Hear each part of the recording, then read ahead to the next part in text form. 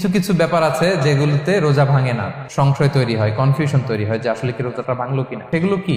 এক নম্বর হচ্ছে ভুল করে যদি কেউ খায়। দুই নম্বর হচ্ছে এটা বিবাহিতদের জন্য, বিবাহিতরা ফিজিক্যাল ইন্টারকোর্স যদি করে দেহ থেকে সিমেন আউট হলে রোজা ভেঙে যায়, কিন্তু স্বাভাবিক মেলামেশাতে রোজা ভাঙে না। তিন নম্বর ওয়েট ড্রিম, বাংলায় বলে স্বপ্ন দোষ।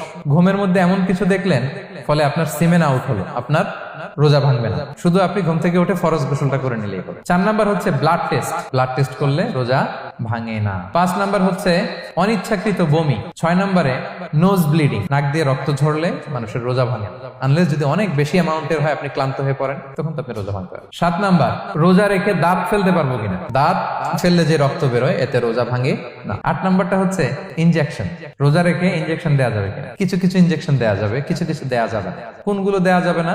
এনার্জেটিক ইনজেকশন দেওয়া যাবে না, যে ইনজেকশনে ফুড সাপ্লিমেন্টারি আছে, যেটার মধ্যে নিউট্রিশন ভ্যালু আছে, এই ইনজেকশন গুলো দেওয়া যাবে না। কিন্তু পেইন কিলার যে ইনজেকশন গুলো আছে এটা দিতে পারবেন, অ্যান্টিবায়োটিক ইনজেকশন দিতে পারবেন, অ্যানেস্থেটিক ইনজেকশন দিতে পারবেন, এই জাতীয় মেডিকেশন ইনজেকশন গুলো দিতে পারবেন। নয় নম্বরে কিছু কমন ব্যাপার আছে, এর মধ্যে এক নম্বর হচ্ছে টুথপেস্ট। রোজা রেখে টুথপেস্ট দিয়ে ব্রাশ করা যাবে কিনা? যাবে, কিন্তু না করাই ভালো।